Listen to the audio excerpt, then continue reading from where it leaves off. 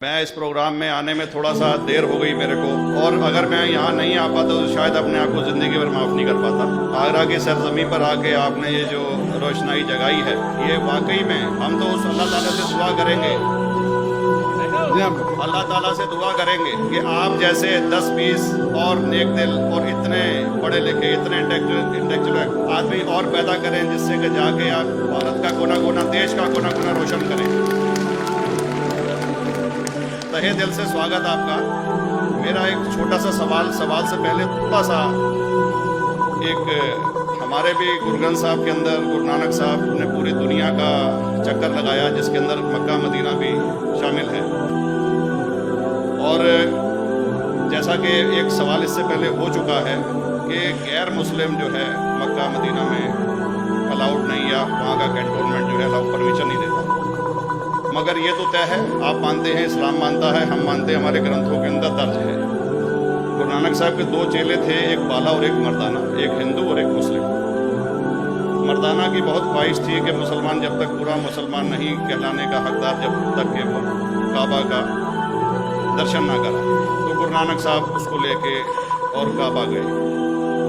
हमारे ग्रंथ के अंदर जो दर्ज है कि जब वो वहाँ पहुँचे, उन दिनों बहुत लंबा ये किस्सा है, 1 साल लगता था, और वो रूट सारा उसका वर्णन है। और वहाँ जब मक्का जो मस्जिद के बाहर साथ ही एक दीवार थी, जहाँ पर के भारत के जो मुसलमान दर्शन करने जाते थे काबा के, उनको वहाँ ठहराया जाता था। वहाँ की देखभाल जो करता था वो मुल्ला जीवन करता था। जब गुरु नानक साहब अपने चेलों के साथ में वहाँ पर पड़े थे, तो सुबह जब मुल्ला जीवन वहाँ की सफाई करने के लिए आया, तो उसने देखा गुरु नानक साहब के जो पैर थे वो काबा की तरफ थे। वो गुस्से में चिल्लाया कि ये कौन काफिर है जो कि काबा की तरफ पैर करके पड़ा है, और उसने गुस्से के अंदर आके उनके पैरों को झटका दिया, दूसरी तरफ किया। तो हमारे ग्रंथ के अंदर दर्ज जो किस्सा है उसके अंदर ये है कि काबा भी उस समय हिल गया, जिधर गुरु नानक के पैर जाते थे काबा उधर मुड़ता था। तो वो जोर से चिल्लाया, ये कोई हजरत है, ये कोई औलिया है। तो उस समय के जो काजी थे मक्का के, काजी रुकनुद्दीन साहब थे, और शाह शरफ, कई हस्तियों के नाम हैं उसमें। तो मैं ये जानना चाहता हूँ कि ये वर्जन को आप मतलब एग्री करते हैं, और करते हैं तो इसका हमारे मुस्लिम ग्रंथों के अंदर किस तरीके से उल्लेख है, ये कृपया। भाई साहब ने एक सवाल पूछा जो गुरु ग्रंथ साहिब के मुतालिक, और अल्हम्दुलिल्लाह मैं भी गुरु ग्रंथ साहिब पढ़ चुका हूँ। और जिस तरीके से, क्योंकि वक्त मुख्तसर सा होने की वजह से मुझे वक्त नहीं मिला कि गुरु ग्रंथ को भी कोट करूँ। आपका सवाल का जवाब देने के पहले मैं आपसे ज़्यादा चाहूँगा कि इवन गुरु ग्रंथ की किताब पढ़ेंगे आप, ग्रंथ जिसे अधिग्रंथ कहते हैं, और कोई सिख से पूछेंगे कि खुदा का तसव्वुर क्या है, सबसे बेहतरीन जवाब कोई सिख दे सकेगा, वो आपको कोट करेंगे जापूजी।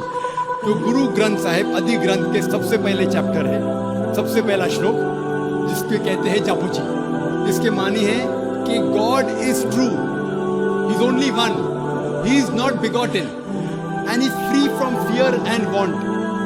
क्योंकि मैंने अंग्रेजी में पढ़ा हूँ, इसलिए मैं अंग्रेजी में उनसे कह रहा हूँ कि खुदा एक ही है, वो हक है, और वो ना किसी को जना है ना किसी को जनेगा, और वो इमॉर्टल है, ना कभी मर सकता है।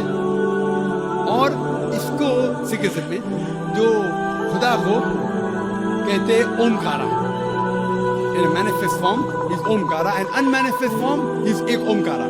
और कई इसके एट्रीब्यूट्स है, मिसाल के तौर पे परवरदिगार, अकल, और उसे रहीम कहा गया है, Wahe Guru as one God कहा गया है, और it is strictly against idol worship and अवतार बता। भाई साहब का सवाल था कि उन्होंने ग्रंथ में पढ़ा कि गुरु नानक साहब मक्का के, और उनका पैर काबा की तरफ था, और कोई मौलवी ने पैर को हिलाए और काबा हिल गया।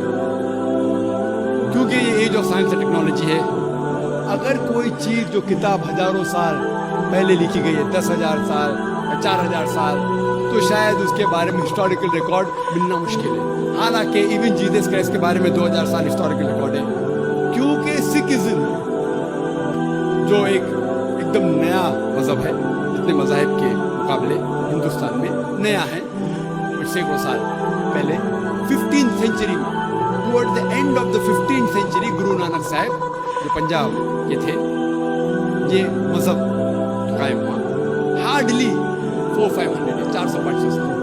और अगर ये मान लो, सपोज मिसाल के तौर पे मान लो, मैं क्यों कह रहा हूँ कि मैं नहीं चाहता हूँ किसी को बुरा लगे, मान लो ये सच है, मान लो अगर 400-500 साल पहले अगर ये होता था कि काबा इधर से उधर हिल जाता था, तो हिस्टोरिकल रिकॉर्ड में बिल्कुल लिखा होता था। और कई हिस्टोरिकल रिकॉर्ड में ये नहीं कि काबा हिला इधर उधर, कई हिस्टोरिकल रिकॉर्ड आप देखेंगे। हिस्ट्री इतनी अल्हम्दुलिल्लाह 800-900 साल पहले, 1000 साल पहले जो मुगल ने किए, बिल्कुल लिखा हुआ हिस्टोरिकल रिकॉर्ड में। तो ये कहना कि गुरु नानक साहब वहाँ गए और काबा हिल गया, ये बिल्कुल साइंस के खिलाफ है, क्योंकि साइंस में कोई भी रिकॉर्ड नहीं है, वहाँ के देश के रिकॉर्ड में कहीं भी नहीं कि काबा हिला। तो इसलिए हम कहते हैं कि हो सकता है ये गलती से किसने लिखा होगा। कई किस्से कहानी ये मैं तस्लीम करता हूँ कि गुरु ग्रंथ साहिब में कई चीजें सही है, हक की बात है, लेकिन ये तस्लीम करना कि काबा हिल गया, ये बिल्कुल साइंस के भी खिलाफ है, साइंस के खिलाफ है, और इस्लाम में भी ये नहीं है। लेकिन ये कहना कि कोई गैर मुस्लिम जा सकता है, मुमकिन है चुपके से कोई गया, हो सकता है। मुझे डॉक्टर राम अवतार शर्मा कहते हैं, मैं यूपी यूनिवर्सिटीज़ का रिटायर्ड रजिस्ट्रार हूँ। जाकिर साहब, आपके विद्वत्तापूर्ण भाषण से, तकरीर से हाजरीन के दिल और दिमाग पर जो इस्लाम के प्रति श्रद्धा और आस्था जागृत हुई है, उसके लिए सारे हाजरीन की ओर से मैं आपका शुक्रगुजार हूँ, आभारी हूँ और आपका अभिनंदन करता हूँ। इस्लाम बहुत सशक्त है और उसको परिभाषित जो आपने आयतों से उनकी संख्या नंबर दे करके, वेद और पुराणों के संख्या उनके नंबर दे करके जो सिद्ध किया है खुदा के एक होने के बारे में, वो हमारे दिल और दिमाग पर उतर गया है। मैं सारे संसार में शांति लाने के लिए इस्लाम को बहुत काबिल और सशक्त समझता हूँ।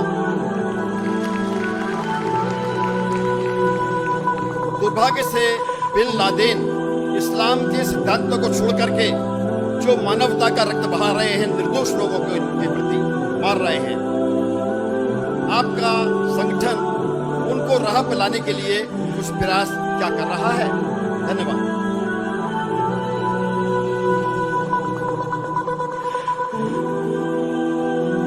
सारी तारीफ है अल्लाह सुब्हानहू तआला की, जो भी भाई साहब ने कहा, हमारे भाई राम साहब ने जो कहा, सारी तारीफ अल्लाह सुब्हानहू तआला की। आखिर में उन्होंने एक सवाल किया कि अफसोस है कि बिन लादेन जैसे लोग, कितने लोग का खून बहा रहे, आप कुछ कर रहे हैं उन्हें सही रास्ते पे लेके आने के लिए। पॉइंट नंबर 1, कुरान में अल्लाह सुब्हानहू तआला फरमाते हैं सूरह हुजुरात में, सूरह नंबर 49 आयत नंबर 6, जब भी कोई चीज, कोई भी शख्स कोई भी चीज कहता है आपको, उसकी पहली तहकीक करो और फिर दूसरे तक पहुंचाओ। जहां तक के बिन लादेन का सवाल है, मैं ना उन्हें मिला हूं, ना मैं उन्हें जानता हूं, ना वो मेरा दोस्त है ना मेरा दुश्मन है, लेकिन अगर मैं बिन लादेन के बारे में कहूंगा BBC और CNN को सुन के, तो बिल्कुल गलत होगा, इस्लाम के खिलाफ होगा।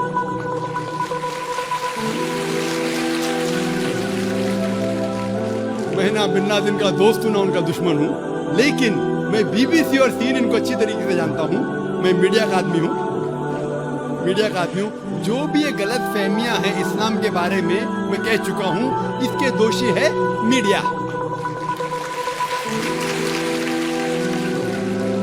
अगर आप कहोगे कि मैं बिन लादेन के बारे में कहूं खाली मीडिया को सुन के CNN और BBC में, तो मैं कुरान के खिलाफ जाऊंगा, और मैं कुरान के खिलाफ जाना नहीं चाहता हूं। लेकिन आपने जो कहा कि खून बहा रहा है 1000 लोग का, ये बिल्कुल सही है।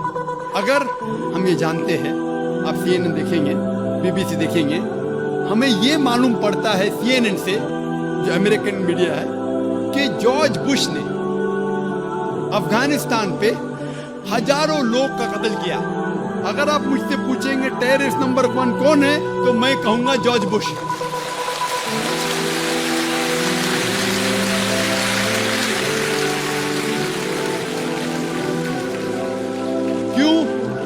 कहता हूँ इस्लाम मुझे इजाजत देती है, क्यों? उसका CNN स्टेशन है, और जो सबसे ताकतवर मुल्क दुनिया में अमेरिका सबसे कमजोर मुल्क अफगानिस्तान के ऊपर हमला करता है, हजारों लोग का कत्ल करता है। ये किधर का अमन है? War on terrorism, war on terrorism, किधर वॉर ऑन टेररिज्म? ये लोग को बेवकूफ बनाया जा रहा है। मान लो, सपोज मिसाल के तौर पे मान भी लो, क्या बिन लादेन ने कुछ गलत काम किया? बिन लादेन ने 11 सितंबर को वर्ल्ड ट्रेड सेंटर में प्लेन डाला, मान लो मिसाल के तौर पे, मान लो सही भी है। अगर ये सही भी है कि बिन लादेन जाके अफगानिस्तान में छुपता है, कौन इजाजत देता है जॉर्ज बुश को हजारों अफगान की जान लेने के लिए? कौन इजाजत देता है? ये तो सिर्फ दाव पेज है पॉलिटिक्स का, पॉलिटिक्स का। अगर आप पढ़ेंगे अमेरिकन साइट के ऊपर, इंटरनेट पे जाएंगे, तो कितने अमेरिकन लोग ने कहा कि ये वर्ल्ड ट्रेड सेंटर को किसने गिराया, कितने हाइपोथेसिस है। मैंने कहता हूं कौन सही है, कितने हाइपोथेसिस में ये भी लिखा है कि जॉर्ज बुश ने खुद किया। मैं नहीं कहता, अमेरिकन लोग कहते हैं।